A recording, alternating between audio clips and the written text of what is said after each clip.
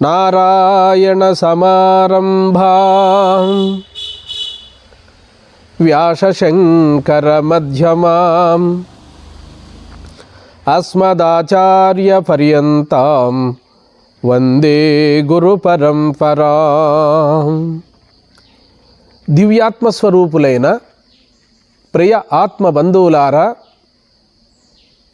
ముందు భాగములలో మనము సాధనా రహస్యాలను, సాధకులకు సూచనలు మనం ప్రస్తావన చేసాం. ఈ రెండో భాగములో కూడా సాధనా రహస్యాలు, సాధకులకు సూచనలు, ధ్యానం ఎప్పుడు చేయాలి, యోగం ఎప్పుడు చేయాలి, ఎలా చేయాలి అనేటువంటి అంశాలనే మనం ప్రస్తావన చేద్దాం. అసలు సాధన అనగా ఏమిటి అనగా, పరమాత్మను చేరేటందుకు మనం చేసే పూజలు, వ్రతాలు, ప్రార్థనలు, తీర్థయాత్రలు ఇవన్నీ సాధనములే. మంత్రజపము కూడా సాధనయే, ధ్యానము కూడా సాధనయే, యోగము కూడా సాధనయే, ఇవన్నీ కూడా, ఉపాసన కూడా సాధనయే. ఇవన్నీ కూడా సాధనలని చెప్పారు. సాధనమున పనులు సమకూరు ధరలోన అన్నట్టుగా వేమనయోగి వీటన్నిటికీ సాధనలని నామకరణం చేశారు. మరి సాధనలలో జ్ఞాన సాధన, యోగ సాధనలని ఉన్నవి. యోగ సాధనలు ప్రాణాయామము, శాంభవి ముద్ర, మంత్రయోగము, లయయోగము, హఠయోగం అనేటివి యోగానికి సంబంధించినటువంటి యోగ సాధనలు. జ్ఞాన సాధనలు, జ్ఞానములో సాధన లేదు, శ్రవణ మనన నిధిధ్యాసనలయే సాధన, పరమ సాధనములు. మర్చిపోయిన నీ అనంతత్వాన్ని, పూర్ణత్వాన్ని శ్రవణ మననముల ద్వారా, సద్గురువు ద్వారా మర్చిపోయిన తత్వాన్ని అనుభవానికి తెచ్చుకొని అనుభవాన్ని గడించడమే జ్ఞాన సాధనలు. వీటికి సాధన అన్నారే కానీ జ్ఞానములో సాధన లేదు. ఏ క్రియకు పొసగదు, ఏ క్రియ పొసగదు అక్కడ. ఎందుకని? సాధన చేసి పొందబడేటువంటి అంశం కాదు మన యొక్క ఆత్మస్వరూపము, ప్రజ్ఞానం బ్రహ్మ. అది ఆ ప్రజ్ఞ ఉంటేనే అన్ని సాధనలకు సాధనమై ఉన్నది. కాబట్టి ఆ సాధనమే మన స్వరూపమైనప్పుడు, మరి సాధనములకు మూలమైన స్వరూపమే మన స్వరూపం. అలాంటప్పుడు సాధన చేత మనం ఎలా పొందగలము? ఇప్పుడు కన్ను చూస్తుంది, కంటిని దేని ద్వారా చూడగలము? చూడలేము. అలాగే మనసును ప్రకాశింపజేస్తున్న ఆత్మను మనసు ఎట్లా తెలుసుకుంటుంది? కంటిని ప్రకాశింపజేస్తున్నటువంటి చైతన్యము కన్ను ఎలా తెలుసుకుంటుంది? కాబట్టి ఈ రహస్యాలన్నీ కూడా మనము సద్గురువుల ద్వారా బాగా శ్రవణ మననాదులు చేసుకోవాలి. ఆత్మనగా నేననేటువంటి స్ఫురణ, అది దేహముతో మనం మమేకమైనాం కాబట్టి ఈ దేహం ఎంత దృఢమైనదో, నేను దేహమునని నిద్ర సమయంలో కూడా మనం ఎడబాయకుండా నేను దేహము, నా వాళ్ళు, నా బంధువులు అనుకుంటున్నాం. అదే ప్లేస్లో, అదే స్థానంలో నేను ఆత్మను అనేటువంటి భావన, తప్పు తెలివిని తొలగించుకొని కొత్త తెలివిగా అనుభవానికి తెచ్చుకోవడమే. తెలివి అంటే జ్ఞానమే, ఇంకేమో కాదు. తెలివే బ్రహ్మమురా, తెలివిని కాంచే తెలివే బ్రహ్మమురా. ఏ తెలివి బ్రహ్మము? విడివిడిగా ఈ పలానా వస్తువులని, నామరూపాలను తెలుసుకుంటూ ఉన్నది కదా. భూమిని, నక్షత్రములను, ఆకాశములను, కొండలను, అంతరిక్షములను అన్నిటినీ గమనిస్తున్న తెలివి విడివిడి తెలివి. అంటే ఈ తెలివి విశేష తెలివి. వీటన్నిటినీ తెలుసుకుంటున్నది సామాన్య తెలివి, అది కూడా తెలివే. విశేషము, సామాన్యము. నామరూపాలను తెలుసుకుంటున్న తెలివి విశేష తెలివి. ఆ తెలివికి మూలనున్నది సామాన్య స్వరూపమైన తెలివి. తెలివి అనగా ప్రజ్ఞయే అన్నారు మహనీయులు. సంవిత్ అంటే జ్ఞానము, తెలివి, ఎరుక, ఇన్ని చెప్పారు. కాబట్టి సాధన చేసేటప్పుడు మనము సాక్షి ధ్యానం చేయాలి. ప్రతి ఆలోచనకు, ప్రతి భావానికి సాక్షిగా ఉండడానికి ప్రయత్నించాలి. అలా మనకు కుదరనప్పుడు మన మనసులో ఏదో కాలుష్యం ఉన్నదని మనము గుర్తించాలి, ఎవరూ చెప్పకుండానే. లోగుట్టు పెరుమాళ్ళకెరుక. పెరుమాళ్ళు అంటే భగవంతుడు. భగవంతుడు అంటే ఎవరో మళ్ళీ ఎక్కడో గుళ్ళో ఉండాడని కాదు, గుళ్ళోనూ ఉన్నాడు, మన మనస్వరూపమయ్యి ఉన్నాడు. అంటే బాహ్యాంతరముల యందు కూడా భగవంతుడు ఉన్నాడు. అంతర్యామి స్వరూపముగా ప్రతి ఆలోచనను కూడా గ్రహిస్తూ ఉన్నాడు, సాక్షిగా ఉంటున్నాడు. అదే మనోనేత్రం అనగా జ్ఞానమే. లోగుట్టు పెరుమాళ్ళకెరుక అంటే లోపల అంతర్యామి స్వరూపముగా ఉండి నీ ఆలోచనలన్నిటినీ గమనిస్తూ ఉన్నాడు. మంచి భావములకు చెడు భావములకు సాక్షిగా ఉన్నాడు. అంతరంగమందు అపరాధములు చేసి మంచివాని వలె మనుజుడు మెలగుచుండు, ఇతరులు ఇరుగుకున్న ఈశ్వరుడెరుగడా విశ్వదాభిరామ వినురవేమ అని చెప్పడానికి ఇదే మూలం. కాబట్టి మన స్వరూపం ఇప్పుడు మనం దేహంతో ఉన్నాం కనుక మనం నేను అనుకుంటున్నాం, మనం ప్రతి ఆలోచన ప్రతి భావాలు తెలుసుకుంటున్నాం. కాబట్టి చెడు భావాలను తెలుసుకుంటున్నాము, మంచి భావాలను తెలుసుకుంటున్నాము. అహంకారం ఉండడం వల్ల నేనే తెలుసుకుంటున్నాను, నాకు కోపం వచ్చినది, నాకు ద్వేషం వచ్చినది, నాకు కోపం వస్తే నేను మనిషిని కాదు అని ఈ పదాలన్నీ కూడా అజ్ఞానంలో వాడుతున్నాం మనం. అంటే దేహాన్ని మనం చెప్పకుండానే నాదిగా వాడుతున్న, నా దేహం బాగుంది, నాకు దేహం తగ్గిపోయింది ఈ మధ్య అంటున్నాం. అంటే నా వస్తువు అంటున్నాము. నా అనేటువంటిది రెండుంటేనే అంటాం మనం. నాది అంటే దృశ్యము, నేను అంటే దృక్కు. తెలియకుండానే ప్రతి మనిషి కూడా ఆత్మతత్వాన్ని చాటుకుంటూ ఉన్నాడు.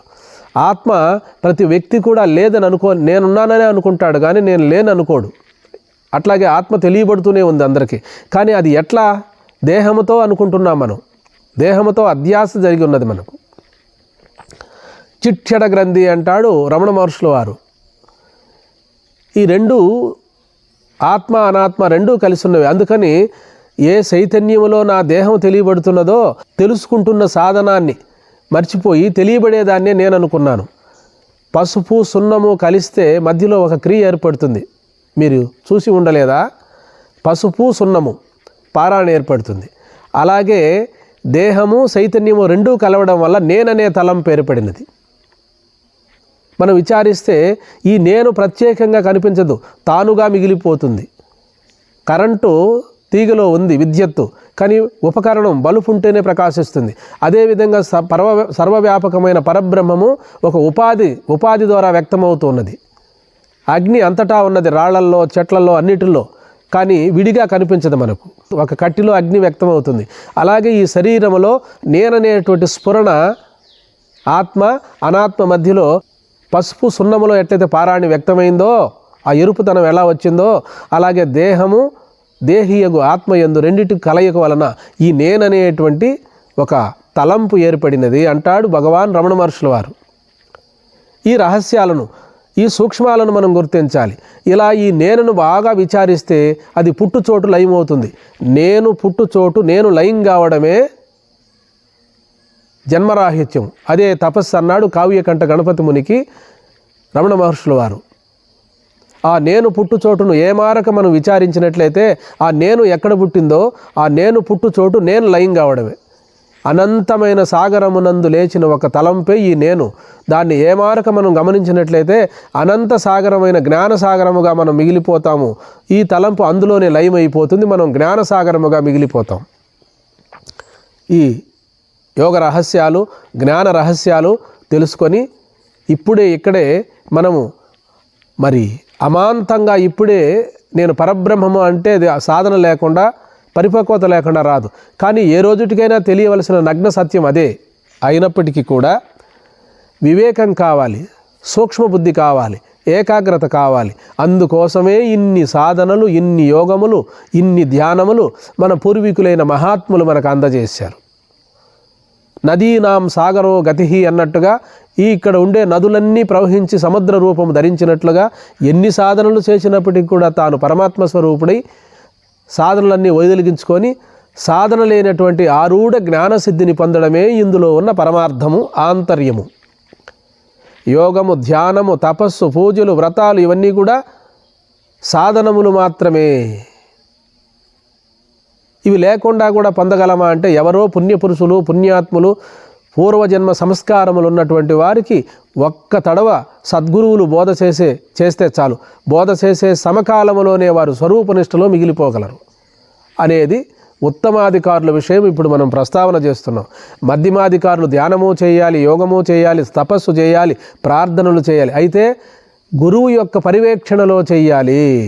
సాధనల యొక్క సూక్ష్మ రహస్యాలను గుర్తించి చేయాలి. ఉపము తెలియక ఘోర తపములాచరించినను ముక్తి లేదన్నారు. సాధన పేరిట చాలామంది కూర్చొని ధ్యానం చేస్తున్నామని నిద్రలేకి వెళ్ళిపోతారు. గౌడపాదాచార్యులు వారు ఏమన్నారు అంటే, ధ్యానమునకు ఒక కండిషన్ చెప్పారు. నిద్రలేకి వెళ్ళకూడదు, ఆలోచన పరంపర రాకూడదు. మధ్యస్థితిలో నీవు ఆ బ్రాహ్మీ స్థితిలో ఉండడమే నిజమైనటువంటి ధ్యానము. నిద్రలేకి వెళ్ళేటట్టయితే మళ్ళా జాగృతి చేసుకొని నేను పరమాత్మ స్వరూపుడై ఉన్నాను, ప్రజ్ఞానం బ్రహ్మ అని జాగృతిగా ఉండమంటాడు. కాబట్టి లయము విక్షేపము, లయము అనగా నిద్ర, విక్షేపము అనగా ఆలోచన పరంపర. కాబట్టి మనసుకు ఒక అలవాటు ఉన్నది, అది ఎప్పుడూ చెలిస్తూ ఉంటే ఆనందంగా ఉంటుంది. దానికి నిగ్రహించామా స్తబ్దత, నిద్రలేకి వెళ్ళిపోతుంది. నిద్రలేకి వెళ్ళినప్పుడు ఏమవుతుందంటే మనకేమీ తెలియదు కాబట్టి ఆనందంగా ఉంటుంది. ఇదే నిజమైనటువంటి ధ్యానము అనుకుంటాం. దాని పేరు ఏమన్నారు అంటే యోగులు గౌడపాదాచార్యులు వారు రసాస్వాదనము అన్నాడు. ఆ రసాస్వాదనాన్ని ఆనందిస్తూ ఇంతకంటే వేరే లేదని ఆ రసాస్వాదనానికి కూడా సాక్షిగా ఉన్నాననే స్థితి సాధకులు తెలుసుకోలేక ఆ ఆనందంలోనే మిగిలిపోతారు. అందుకే యోగులు ఒక గదిలో ఒక గుహలో కూర్చొని బయటకు వస్తే ఆనందం పోతుందని అలాగే మిగిలిపోతారు. అందుకనే వాళ్ళు పరిమిత సాధన, యోగులు చేసేదంతా పరిమిత సాధన. జనానికి భయపడతారు, ఈ ఆనందం పోతుందని భయపడతారు.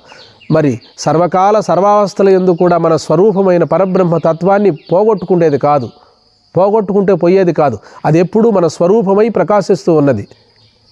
ప్రాప్తస్య ప్రాప్తి, అప్రాప్తస్య ప్రాప్తి. అప్రాప్తస్య ప్రాప్తి అంటే లేనిదాన్ని ప్రాప్తింపజేసుకుంటే పోతుంది. ప్రాప్తస్య ప్రాప్తి, ప్రాప్తించి ఉన్నదాన్నే మనం గుర్తు చేసుకుంటే పోయేదానికి లేదు. అందుకని యోగులు జనానికి భయపడతారు, ఎక్కడో కూర్చొని ధ్యానం చేయాలనుకుంటారు.